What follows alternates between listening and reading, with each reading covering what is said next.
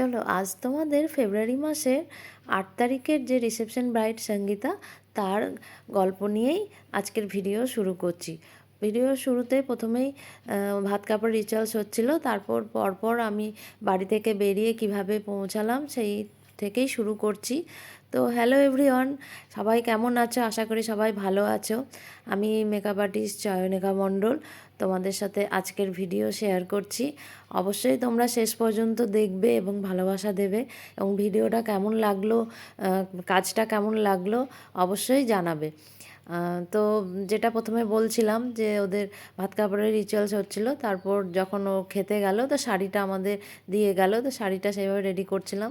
তো যাওয়ার আগে আমি বলে দিলাম যে জুয়েলারি, গোল্ড জুয়েলারিগুলো যেন নিজেদের কাছেই রাখে, কারণ যা গয়না কেলেঙ্কারি চলছে সেই নিয়ে আমরা খুবই আতঙ্কিত। তো তারপরে খাওয়া দাওয়ার পর ব্রাইড এলো। ব্রাইডের সাথে একটা দারুণ মিল পাওয়া গেল যে ব্রাইডের বাড়ি শান্তিনিকেতন বোলপুর, আবার আমারও মামার বাড়ি শান্তিনিকেতন বোলপুর। তারপর আবার ব্রাইডের নামও সঙ্গীতা, আমার বোনের নামও সঙ্গীতা। তো সেই নিয়ে একটু হাসাহাসি হলো, আর ব্রাইড কীরকম লুক চায় সেটাও জেনে নেওয়া হলো। তো ব্রাইডকে আমি ওর ফেসের সাথে ওর ফিগারের সাথে অ্যাডজাস্ট হয় সেরকম একটা শাড়ি ড্র্যাপিং করলাম। এই শাড়ি ড্র্যাপিংটাতে আর এই শাড়িটার জন্য ভীষণ ওকে সুন্দর স্মার্ট লাগছিল ওর ফিগারটা। তারপরে ব্রাইডের লুকটাও হয়ে গেছে, মেকআপ লুকটা পুরো কমপ্লিট হয়ে গেছে। ব্রাইড তো দেখে দারুণ খুশি।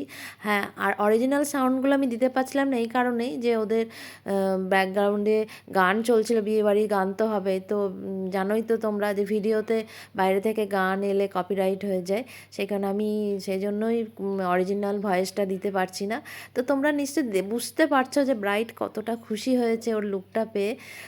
তারপরে একে একে এই যে প্রথমেই বলেছিলাম যে আমি গোল্ড জুয়েলারিগুলো বলেছিলাম যে যখন একদম রেডি হয়ে যাবে, যখন পরাবো সেই মুহূর্তে নিয়ে আসতে, কারণ জানোই তো যে গোল্ড নিয়ে কতটা সমস্যা হচ্ছে মেকআপ আর্টিস্টদের।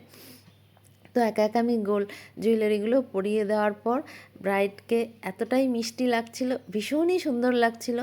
আর আরেকটা কথা বলবো, আমি কখনো ব্রাইডের অরিজিনাল ফেস লুকটা চেঞ্জ করে দিই না। এমন মেকআপ করি না যে তার অরিজিনাল আইডেন্টিটি যেন চেঞ্জ হয়ে যায়, এটা আমি কখনোই করি না। তার ফেসটা তার ফেসই রাখি, কিন্তু তার যে একটা সৌন্দর্য, তার যে একটা বিউটি, সেই বিউটিটাকে আমি এনহ্যান্স করি মেকআপ করে, সেটাই আমি করার চেষ্টা করি। সেটা করার পরই দেখি যে প্রত্যেকটা ব্রাইডই তার নিজস্ব একটা সৌন্দর্য আছে, সেই সৌন্দর্যটাকে মেলে ধরে সাজানোর পর আরও সেই সৌন্দর্যটা এনহ্যান্স হয়, তার সৌন্দর্যটা আরও প্রস্ফুটিত হয়। এবং তা ভীষণই আমার কাছে তো খুবই ভালো লাগে। এবং আমার প্রতিটা ব্রাইডই, বেশিরভাগই আমি প্রত্যেকটা ব্রাইডকে স্যাটিসফাই করতে পেরেছি সাজানোর পর, এবং প্রত্যেকেই খুব ভালো রিভিউ দেয়, এবং পরেও আমাকে বলে যে খুব ভালো সাজানো হয়েছে, আবার সাজবো, বারবার সাজবো। এটা প্রত্যেকেই বলে। আমি হয়তো ভিডিওতে সেই মতন এডিট বা সেই মতন আমার পিকচার কোয়ালিটি হয়তো সেরকম নেই যে আমি একদম এডিট করে সেই এক্সট্রা অর্ডিনারি করতে পারি, কিন্তু পারি না। তো যাই হোক, তোমাদের এই কাজটা কেমন লাগলো অবশ্যই জানাবে, এবং ভিডিওটা লাইক কমেন্ট শেয়ার করবে। ওকে, থ্যাংক ইউ, টাটা।